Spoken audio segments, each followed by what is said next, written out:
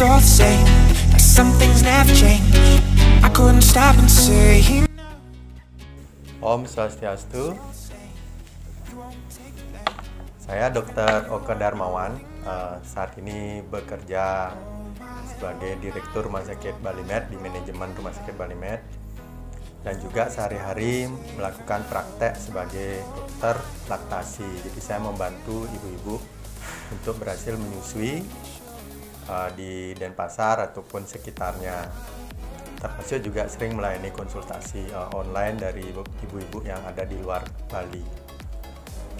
Kesan-kesan saya selama pandemi ini sejak bulan Maret gitu, kalau di praktek pribadi itu turun sekali jumlah pasien. Jadi sedih rasanya karena banyak ibu-ibu menunda melakukan konsultasi karena takut dengan COVID, sehingga bayi-bayi gagal memasi dan akhirnya minum formula.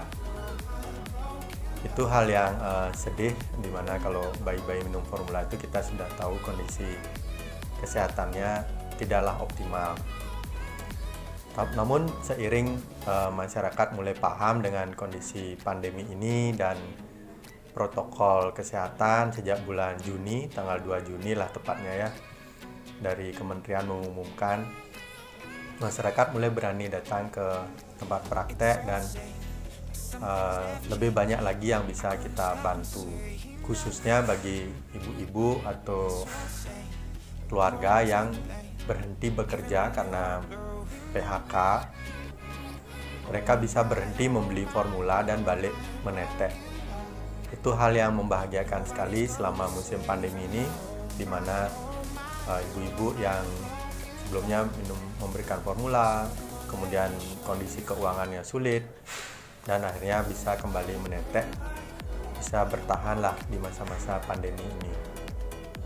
Tentu selama praktek itu kita senantiasa mempraktekkan protokol yang sudah dianjurkan oleh kementerian, baik menggunakan masker, tutup kepala, kemudian menggunakan gaun pada saat kontak kurang dari 1 meter, atau misalnya karena di laktasi kan ada kita mengeluarkan ASI seperti itu.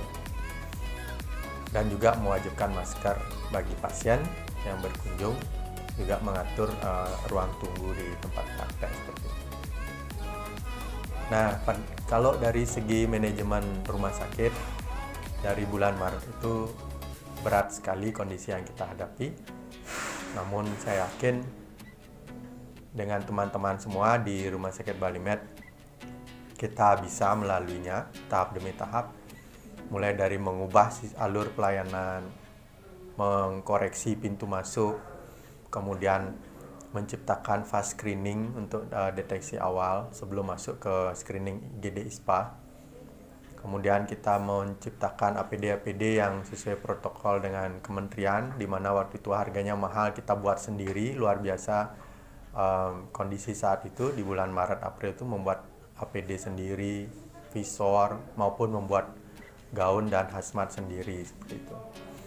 Namun hal-hal berat itu sudah bisa kita lalui, dan saya waktu itu mentargetkan diri saya tidak ada teman-teman kami yang tertular COVID dari pelayanan di rumah sakit.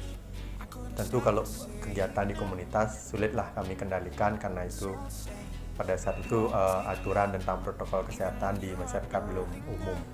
Namun di rumah sakit dengan melaksanakan PPI, kami terus berusaha untuk membuat tidak ada staf yang tertular dari pasien yang disuspek atau probable COVID. Zaman itu masih PDP ya namanya. Nah, belakangan ini di awal-awal itu turun sekali kunjungan pasien. Rumah sakit juga berat sekali kondisinya. Nah, belakangan ini sudah mulai ada kepercayaan lagi masyarakat.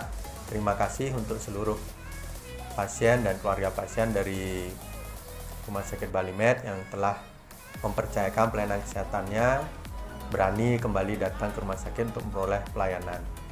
Banyak hal yang menyedihkan sebetulnya, misalnya pasien cuci darah dengan kondisi yang berat, takut ke rumah sakit, tentu buruk sekali kondisinya di rumah. Nah, keluarga berani datang, memeriksakan yang sakit memperoleh pelayanan. Nah, itu saya sangat berterima kasih sehingga tidak ada yang sampai kesakitan di rumah. Atau misalnya yang kanker harus segera diangkat karena kondisi klinisnya buruk. Berani datang ke rumah sakit, berani memeriksakan diri, kemudian ketemu kanker dan kemudian dilakukan tindakan untuk bisa bertahan hidup lah lebih lama ya, seperti itu. Nah, banyak lagi kasus-kasus seperti itu. Jadi kedepannya saya berpesan Bapak Ibu yang merupakan warga masyarakat yang bukan dari kalangan kesehatan, jangan khawatir untuk datang ke rumah sakit atau ke fasilitas kesehatan terdekat bila sedang membutuhkan pelayanan kesehatan. Datang saja, patuhi protokol kesehatan yang sudah diamanatkan oleh kementerian, mulai dari menggunakan masker, senantiasa mencuci tangan dengan air mengalir dan sabun, kemudian senantiasa menjaga jarak. Selalu patuh, kemudian masuk ke fasilitas kesehatan, baik di fasilitas kesehatan pertama maupun yang kedua, ketiga. Tetap patuhi itu, saya yakin kita akan bisa menghindari COVID ini menyerang ke diri kita sambil kita menunggu hal-hal baik yang sedang pemerintah dan Satgas COVID kerjakan untuk bangsa kita. Untuk rekan-rekan dokter seluruh Indonesia, terima kasih untuk seluruh kontribusinya bagi masyarakat kita.